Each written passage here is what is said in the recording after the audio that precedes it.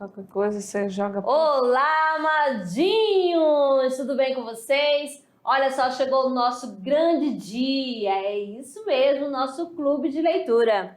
Isso aí, olha só. Falamos tanto sobre essa aula do clube de leitura. Por quê? É claro que estamos aqui finalizando, né, Amadinha? Nossa, exatamente. A unidade 3. Finalizando o componente curricular de língua portuguesa. É isso aí, com a aula do clube de leitura. Por quê? Vamos vê-los. Olha, eu já até suspirei. Lá no segundão, não é verdade, Amadinha? Com certeza. Vocês, alunos, todos lá no segundão com a gente. Ah, claro, olha, acreditamos em você, lembra disso, né? Beleza. Então vamos lá, vamos embora, nada de tristeza, show tristeza e vem alegria, vem alegria. Olha, é bom, né, falar para daí poder sentir. E com alegria nós vamos aí para essa última aula, trazendo aí para você o clube de leitura em que você é quem faz a escolha, né? Ou seja, já fez a escolha, tá? Então você aí com certeza se debruçou, fez aquela primeira leitura de leite, né? Uma leitura descontraída, certo? Ao seu tempo, à sua maneira. Eu sei que teve gente aí que amou a noite na taverna, compartilhou conosco, né, Amadinha? Tá certo? E assim tivemos aí várias contribuições na nossa rede, no nosso endereço eletrônico, certo? E aqui no final da aula você vai ver alguma coisa aí bem legal. Claro que já vou dizer que em homenagens, né? Nós vamos aí citar alguns alunos e algumas escolas, tá certo? Bem, dizer para você que o clube de leitura é essa oportunidade que o componente curricular de língua portuguesa permite para que você aí, né, tenha contato com esses diferentes gêneros textuais da literatura. Seja ela uma literatura cânone, seja ela aquela literatura contemporânea, né, Amadinha? Seja ela aquela literatura marginal, mas é a oportunidade, tá certo? A nossa intenção é trabalhar com esse estudante esse momento literário em que ele, né, Amadinha, se coloca aí como aquele olhar que a gente sempre fala, você já tem condições de ser aquele aluno com olhar literário, fazer aquelas comparações, né, Amadinha, antes e depois. Será que o que está realmente na obra é possível? Condiz, né? Foi lá no século XVI, XVII, XVIII, e agora? XIX no início. E aí, houve alguma mudança, modificou alguma coisa? Qual a sua análise? Qual a sua opinião sobre isso? Então, vamos lá dando sequência à nossa aula 94.1, que nós já falamos que é o Clube de Leitura. Uhul! Vamos junto então, a agenda da aula, Clube de Leitura, unidade 3, autores e obras. Vamos embora, olha só, o Clube de Leitura traz aí o primeiro momento ao nosso contato e aqui nós vamos conversar. Lembrar que estamos falando de leitura, né? Leitura é esse alimento, né, aí cognitivo, esse alimento literal, esse alimento aí que, claro, se não for a leitura, nós não vamos ter e nem vamos a lugar nenhum. Bom, eu acredito assim, você, Amadinha? A gente lê, ainda ficamos o quê? Nós ficamos o quê? Esfomeados, querendo mais. Nunca enche, né? Exatamente. Sempre aí, vontade. Na sede de mais leitura. Exatamente. Então, nós temos no Clube da Unidade 3, Noite na Taverna. Vamos lá, então. Acompanhe com a gente. Temos também Lucila, de José, de Alencar. Temos mais ainda. Os Lusíadas e Memória de um Sargento de Milícias. Pronto! Então, olha só, aluno estudante, você teve a oportunidade de fazer a sua escolha. Aí, tendo essas 4 obras, certo? E aí, qual você escolheu? Vamos lá, então, nós vamos conversar sobre cada uma, certo?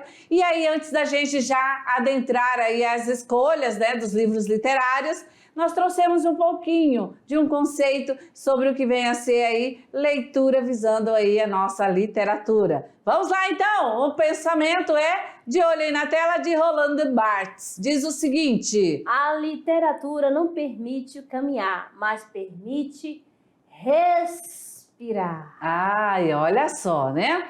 Então, nesse embalo, vamos seguindo, trazendo para você primeira obra indicada aí na unidade 3, Lucília José de Alencar. Vamos falar um pouquinho desse contexto, sabe? Esse contexto literário sobre Lucília, que vem a ser esse romance. Lucília, ele é um típico exemplar do período romântico. Aconteceu lá no Rio de Janeiro, né? Um romance urbano, gente, que transparece os valores da sociedade brasileira. De que século? 19. Mais uma vez, qual é o século? Século 19. Olha só, você vai a sociedade, o quê? Lá no Rio de Janeiro. Beleza. Então, esse romance ele é narrado em primeira pessoa e que vemos que é a perspectiva do protagonista Paulo, né? Aí o personagem principal. Então, na obra, o autor José de Alencar, e ele vai aí entender, ou seja, nós vamos encontrar aí um amor tão idealizado que purifica a cortesã e a faz desistir da vida devassa. Aí o aluno, cortesã. É. O que seria uma cortesã? Amadinho, você que lê o livro, você vai perceber que a Lucília era uma prostituta. Isso. Tá certo? Mas calma, Amadinho, você leu a história. E viu só que ela deixou essa vida, né? Deixou. Que bom. Então, para se ter uma ideia do nível de idealização, olha só, vamos ver aqui um trechinho. Como é que Paulo, o protagonista, vê Lúcia?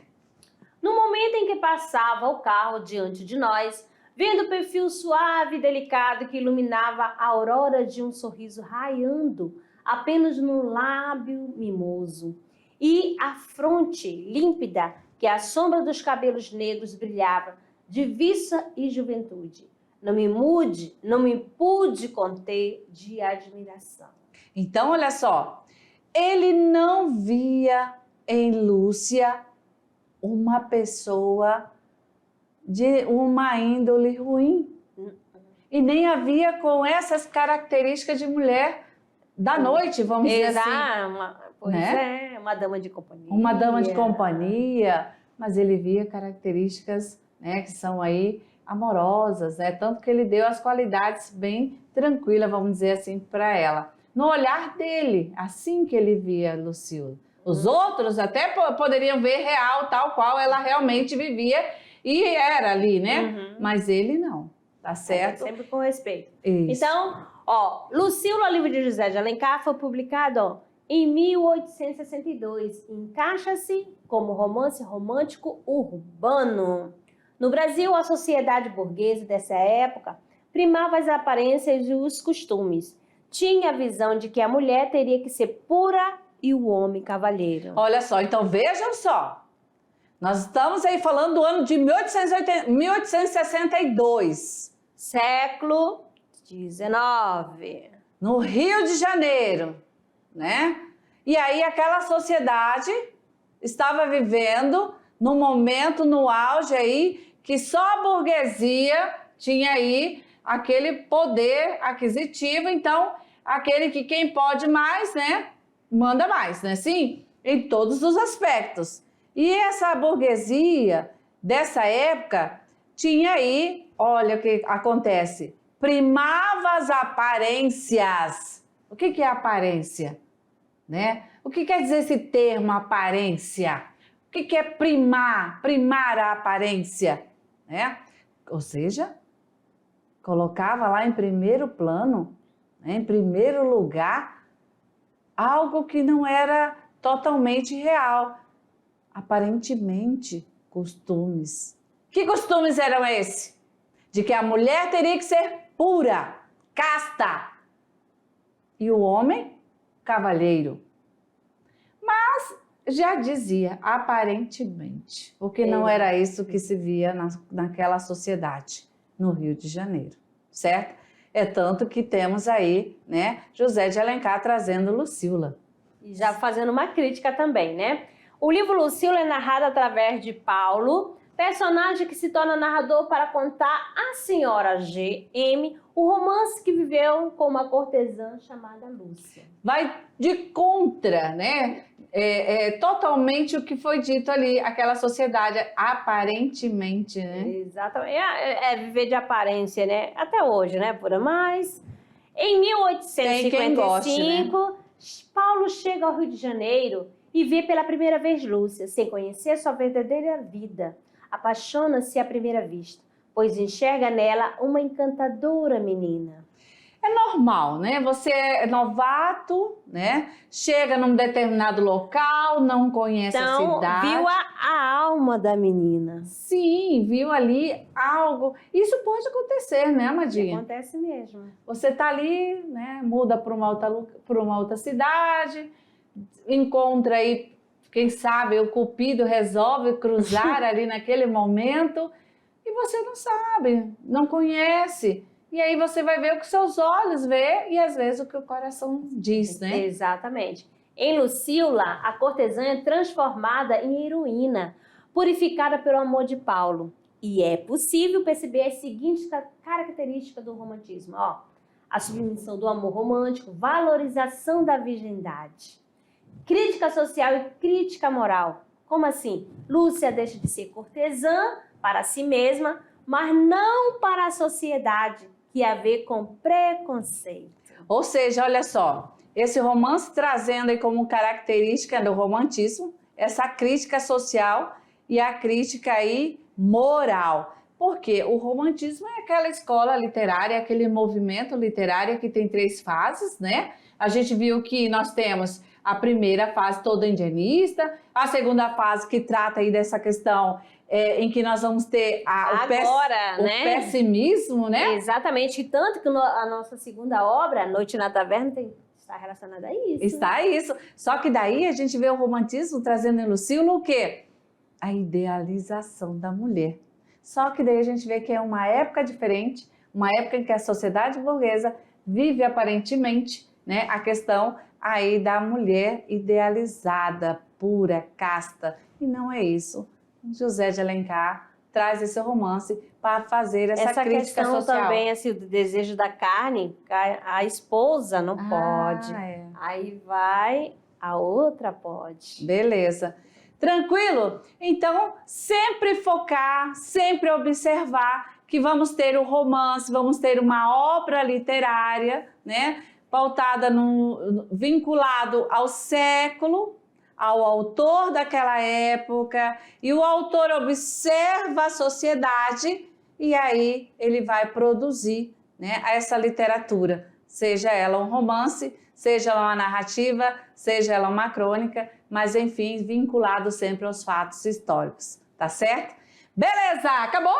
Lucila, sim, agora chegando para você a segunda obra, né? Noite na Taverna, de quem? Álvares de Azevedo. Esse autor Álvares de Azevedo, gente, não é brinquedo não, olha só. Está reunida aí nessa obra contos, vários contos. Contos legais, contos horripilantes, contos irônicos, contos de terror. Quem leu, com certeza gostou. Vamos aí um pouquinho da obra. Temos aqui o seguinte, ó, sobre a obra, né? Noite na Taverna, obra de Álvares de Azevedo, foi publicada somente em 1855, ó. 3 anos após a sua morte. Sob o pseudônimo de Job Stern, o autor construi uma narrativa que subdivide em vários contos, narrado por 5 rapazes que se encontram em uma taverna. Há quem diga que a fonte de inspiração para a sua criação foi sobre a obra Noches Lúgubres, publicada originalmente em espanhol em 1790, escrita por José Cadalso. Nós temos também o seguinte, que em 2014, né, na verdade, uma curta-metragem baseada no livro ganhou o prêmio ABC da cinematografia como melhor direção e fotografia para filme estudantil. As cenas reproduziam os contos presentes no livro, com nuance de vida acadêmica do próprio autor. Noite na Taverna é narrada em 7 capítulos, cada qual abordando a história de um dos 5 rapazes, e mais um prólogo e um epílogo. A obra foi escrita em 1878. São contos fantásticos, macabros, numa taverna, em uma noite escura de tormenta, entre mundanas bêbadas e adormecidas, jovens boêmios. Sofre, Joan, Gennaro, Bertrand, Hernan e Arnold.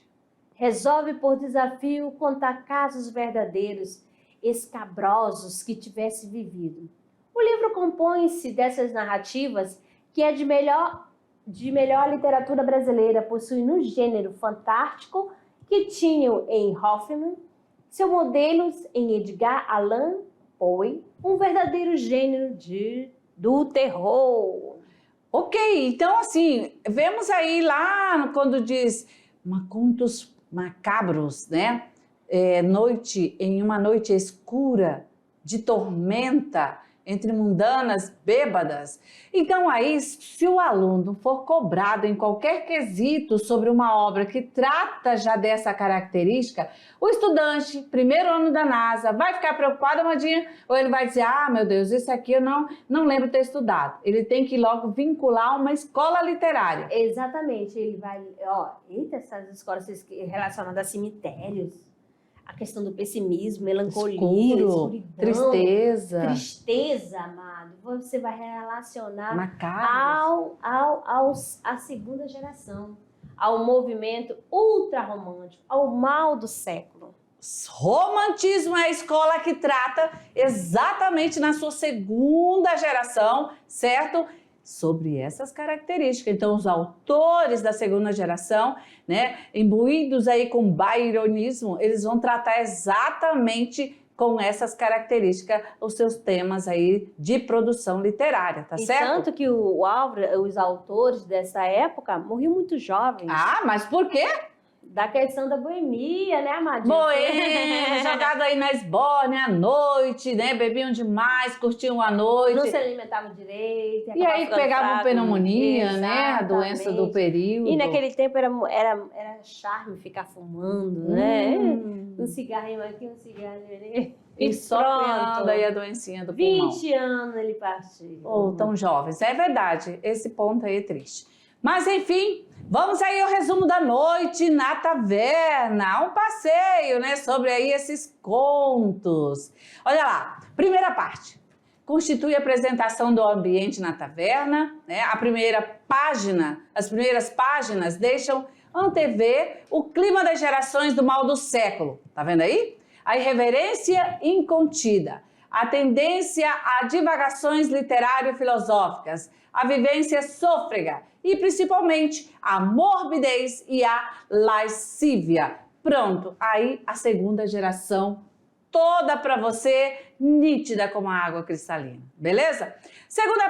A segunda parte do livro traz aí Sofre e necrofilia, dizendo o seguinte: Sofre decide contar sua história conforme sugere Arquebild, desejoso de histórias fantásticas, cheia de sangue e paixão.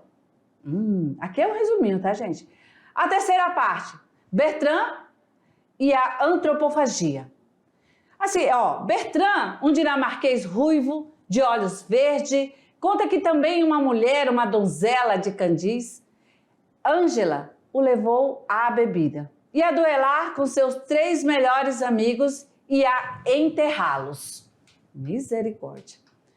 Quarta parte, Gennaro e a traição das traições. A história é que Gennaro, certo? O protagonista. Sua narrativa é sobre um velho pintor, Godofredo Wacht, casado com uma jovem de 20 anos, Náusea, que lhe serve de modelo e é amada como a filha do primeiro casamento, Laura, garota de 15 anos. Já a quinta parte, Claudius Hermann e a paixão de morte. Então, Claudius Hermann, após aí esse preâmbulo, né, em que discursa com os amigos de orgia acerca de diversos temas, expõe sua história, onde narra suas loucuras e orgias e de como desperdiçou uma fortuna no turf, em Londres, onde vê uma bela Amazonas, a duquesa Eleonora, esposa do duque Máfio. E a sexta parte é Joan e o incesto.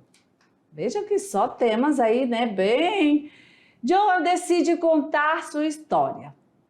Está em um bilhar em Paris, jogando com Arthur, que numa jogada definitiva para Joan, se encosta à mesa por descuido ou de propósito.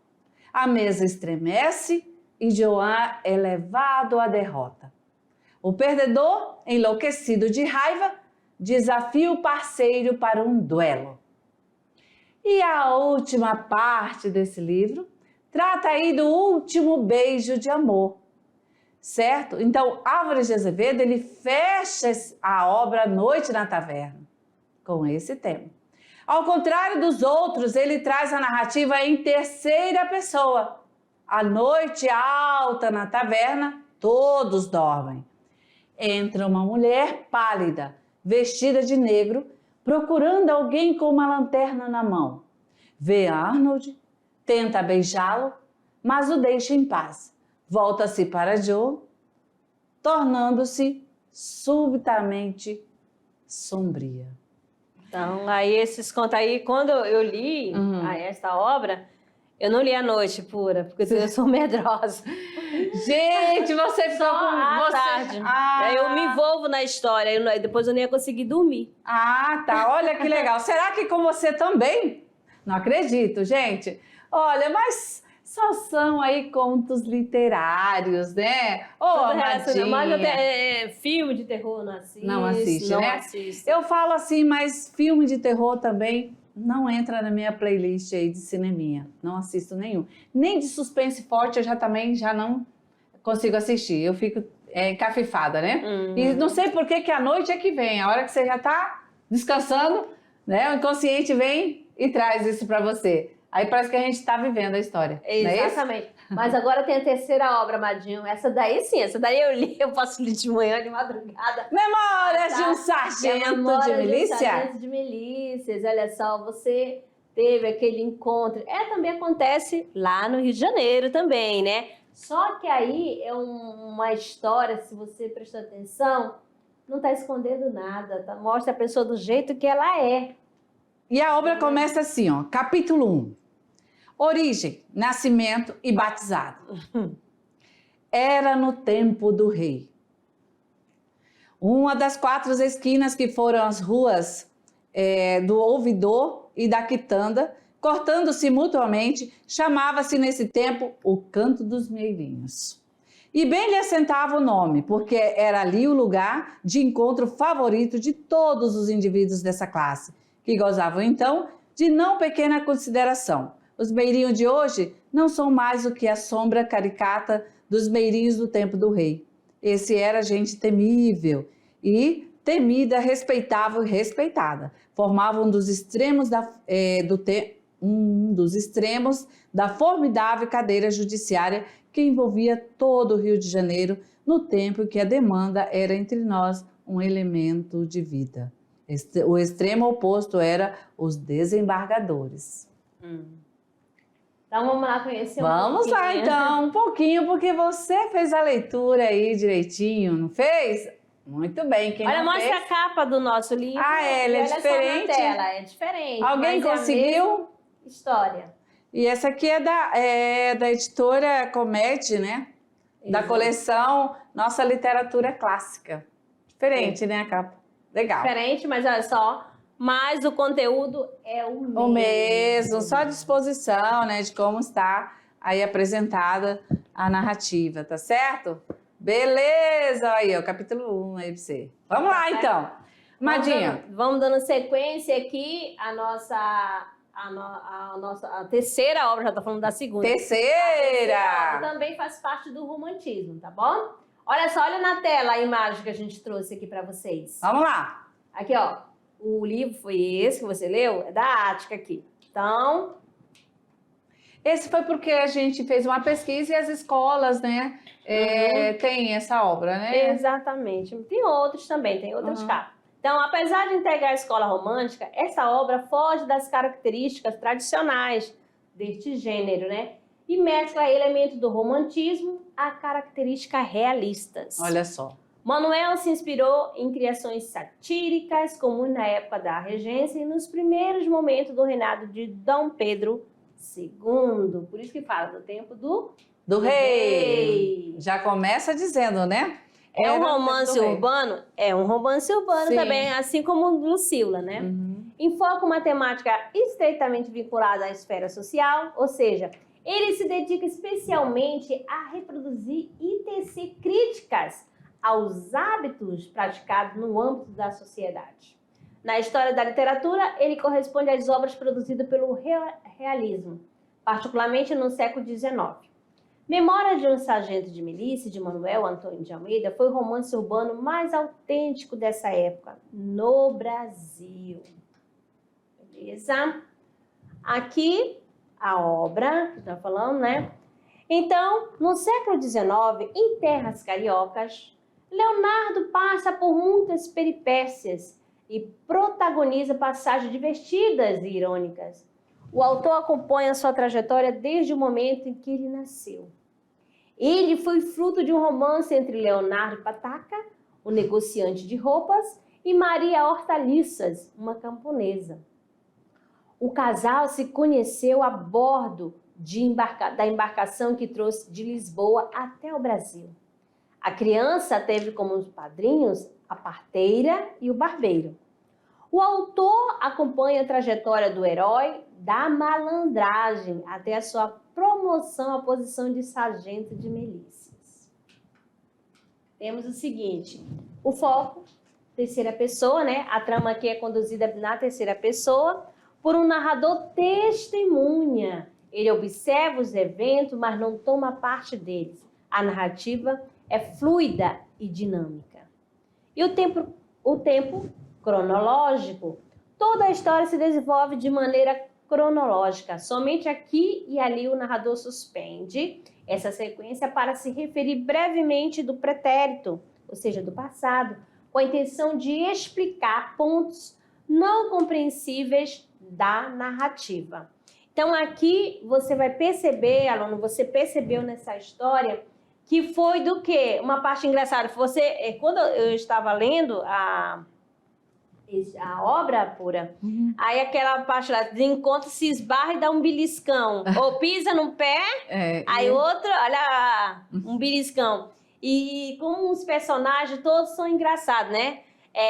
O nome da mãe dele, ele recebeu o nome, o menino nasceu de 7 meses. Como assim 7 meses? A criança de 7 meses ela é pequena e de repente já era um meninão saudável para 7 meses. Então, tudo aí você vai encontrar pelas entrelinhas. O que isso quer dizer? Que o Leonardo Pataca não era o pai de Leonardinho. E tanto que o menino era Peralta. E pensa numa criança Peralta. Aprontou foi expulso de casa há 7 anos. Depois teve uma briguinha lá, voltou para o pai. Lá brigou também com a madrasta e assim por diante.